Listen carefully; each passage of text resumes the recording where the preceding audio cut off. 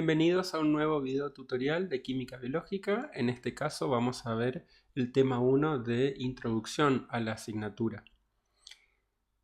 Bueno, como bien saben, las ciencias biológicas hoy están sufriendo una revolución, en gran parte por los aportes de la bioquímica o química biológica a la disciplina de las ciencias biológicas.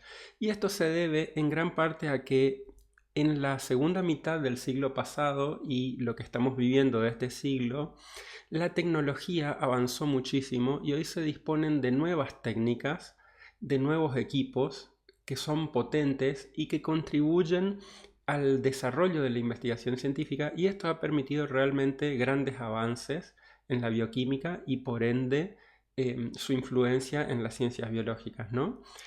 Hay algunos ejemplos recientes que marcan esto que les digo. Todos ellos han recibido premios Nobel y el avance se logra porque si se dispone, por ejemplo, de análogos, moléculas que se obtienen a partir de las moléculas naturales pero por pequeñas modificaciones. Fíjense, por ejemplo, esta base nitrogenada que puede estar en el DNA o en el RNA. Esto es una hiposantina, ya vamos a ver en el tema 3. Si se hace una pequeña sustitución de este grupo oxidrilo por un grupo tiol, por ejemplo, se obtiene la 6-mercaptopurina. Y si este fármaco se añade a un cultivo celular o a un organismo vivo, la célula piensa que esto es un análogo natural de la hiposantina y lo utiliza para la síntesis de ADN, por ejemplo, ¿no? Entonces, cuando toda la maquinaria celular empieza a construir DNA, empieza a consumir nucleótidos del medio, pero también puede consumir los análogos a ellos, ¿no? Por ejemplo, puede consumir 6-mercaptopurina.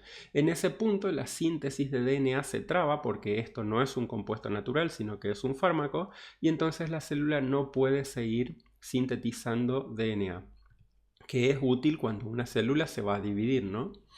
En el mismo caso tenemos esta droga, la 2,3-ácido 2,3-didesoxitimidina, que es el conocido AZT.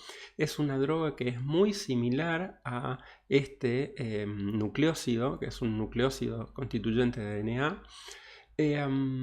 Fíjense que cuando el virus del HIV utiliza una enzima que tiene, que es la transcriptasa reversa, es una enzima que utiliza para transformar su RNA en DNA, se topa, al ir la enzima consumiendo los nucleótidos del medio, se topa con que no hay tantos nucleótidos de DNA, sino que más bien está la droga, el AZT, y entonces se traba la maquinaria biosintética de la célula no puede sintetizar el análogo al RNA del virus, y entonces la síntesis de ácidos nucleicos se traba, ¿no? Entonces, de esa manera el virus no puede incorporarse al DNA de las células. Otro ejemplo es el isoproterenol, que es una droga muy similar a la adrenalina o epinefrina. Fíjense que la adrenalina es un derivado de la feniletilenamina. Entonces, sustituyendo este grupo metilo, por ejemplo, por este grupo isopropilo, se obtiene esta droga, y esta es una molécula que actúa en células blanco vía receptores específicos. Entonces, la unión de esta droga, isoproterenol, simula los efectos biológicos de la hormona original, ¿no? Entonces, en aquellas personas que por alguna razón no pueden sintetizar adrenalina, sobre todo porque la glándula suprarrenal está deteriorada, entonces en esas personas se administra esta droga y entonces se logra el efecto biológico deseado. Pero en definitiva, ¿qué es la química biológica? Podemos decir que la química biológica es el conocimiento de la vida en términos moleculares. Es química antes que nada, ¿sí? Esto implica conocer estructuras, memorizar reacciones, entender cómo funcionan los inhibidores, cómo una molécula actúa sobre un receptor, es decir, fenómenos biológicos pero en términos químicos. Abarca tres grandes áreas. La química estructural, a esto nos vamos a dedicar en la primer parte de la asignatura. Todo el primer parcial de la asignatura va a ser entender y memorizar estructuras de las biomoléculas, por ejemplo. Aquí vamos a estudiar todas las grandes macromoléculas que ya vieron en la asignatura anterior a modo de introducción. Vamos a ver glúcidos, lípidos, ácidos nucleicos, nucleótidos, enzimas, etc. En la segunda parte de la asignatura vamos a entender cómo esas biomoléculas reaccionan entre sí, cómo determinadas enzimas catalizan la unión de esas biomoléculas y cómo se puede obtener energía a partir de ellas o bien invertir energía en el proceso de construcción de las mismas, de estas macromoléculas, para que la célula pueda administrar la energía que se necesite, ¿no? Y un tercer aspecto que también forma parte de la química biológica es la genética molecular, pero nosotros no llegamos hasta esta parte de la química biológica. Esto lo van a ver luego en biología celular y molecular.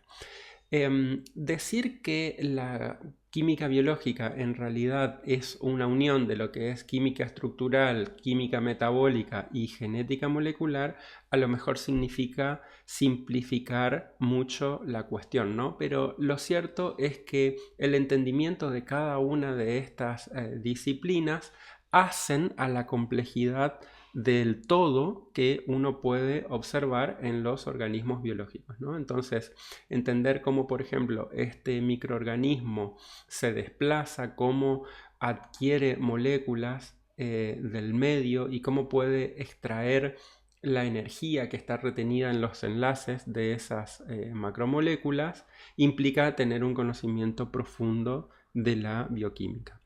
La bioquímica tiene tres grandes áreas. La bioquímica en sí, la biología celular y la genética. Hoy la bioquímica junto a estas otras dos disciplinas forman un todo que es la biología molecular. En realidad hoy ya no se entiende a la bioquímica como sí misma, ¿no? O desprendida de la biología molecular.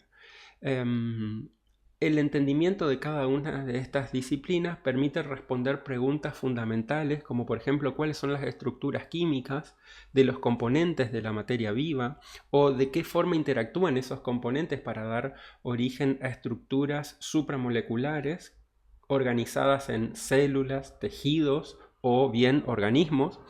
Cómo extrae energía de su entorno la materia viva para mantener su existencia, o de qué manera almacena y transmite un organismo la información que necesita para crecer y reproducirse de forma exacta, o qué cambios químicos acompañan a la reproducción, al envejecimiento o a la muerte celular programada. En fin, todas estas preguntas se plantean los bioquímicos y la búsqueda de dichas respuestas en sí conforman el estudio de la química de la vida.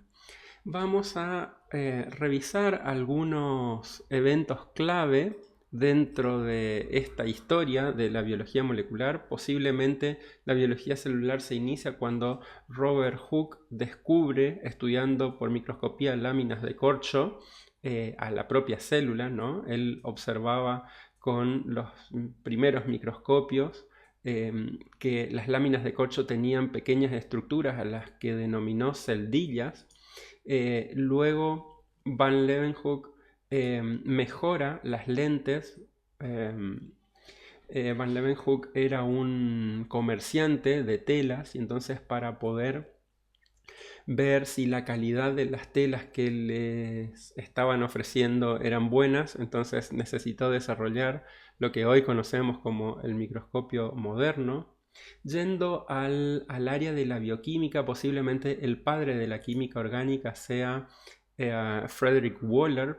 Waller logró sintetizar por primera vez la urea, este compuesto que tiene un solo carbono, tiene dos grupos aminos, pero que es un compuesto orgánico, había toda una resistencia en la Edad Media a creer que los compuestos orgánicos podían ser sintetizados en el tubo de ensayo. Se creía que solamente los compuestos orgánicos podían ser sintetizados por organismos vivos.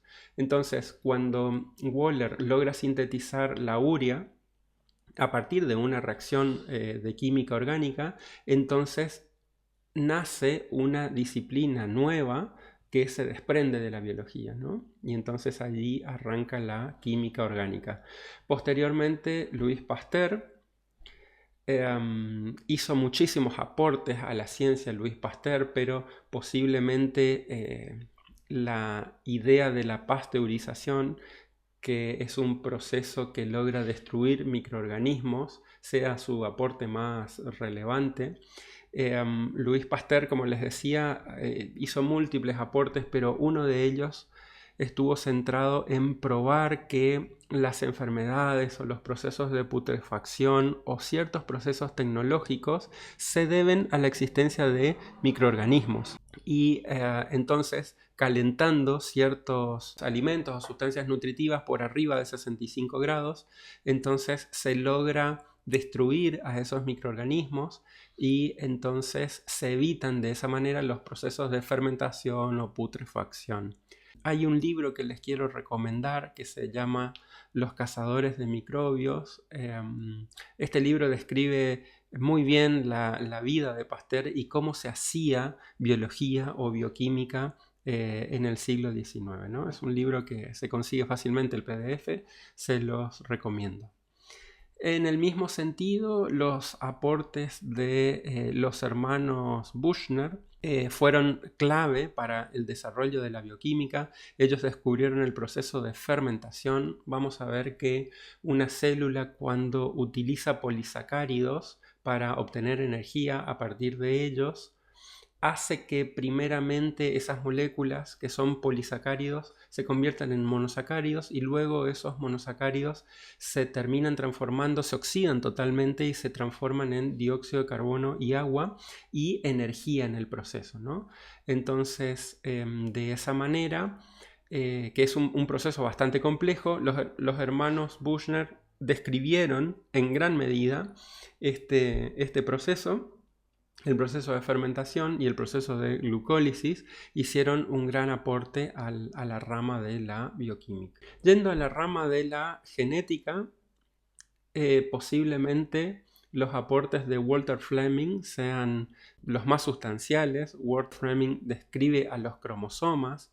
Después, los aportes del monje Gregorio Mendel, describiendo lo que hoy conocemos como las leyes de Mendel e introduciendo a la historia de la genética un concepto fundamental como es la idea de gen. A mediados del siglo XIX hicieron de Mendel, creo yo, uno de los padres de la genética. Luego Meissner descubre el DNA en 1869, descubre que su estructura química era incierta, se conocía mal la estructura química del DNA y se pensaba que solo tenía funciones estructurales en el centro de una célula, no que podría tener algún tipo de función. Se hicieron también varios aportes, ¿no? Podemos discutir muchísimo y es muy interesante cuáles fueron todos estos aportes que desarrollaron a la genética, pero yo creo que el aporte de James Watson y Francis Crick al proponer la estructura de doble hélice del DNA fue un hito fundamental que ocurrió en los años 60. Hay un libro que también describe esto, que les puedo facilitar si les interesa, es La doble hélice, escrito por el propio James Watson. Es un libro fascinante que uno lo lee en una tarde. Bueno, describen a ciencia cierta cada uno de los experimentos que le llevaron a James Watson a proponer la estructura de doble hélice del DNA. Bueno, entonces, como vemos, la química biológica es una disciplina que depende de otras, por lo tanto es una ciencia interdisciplinar.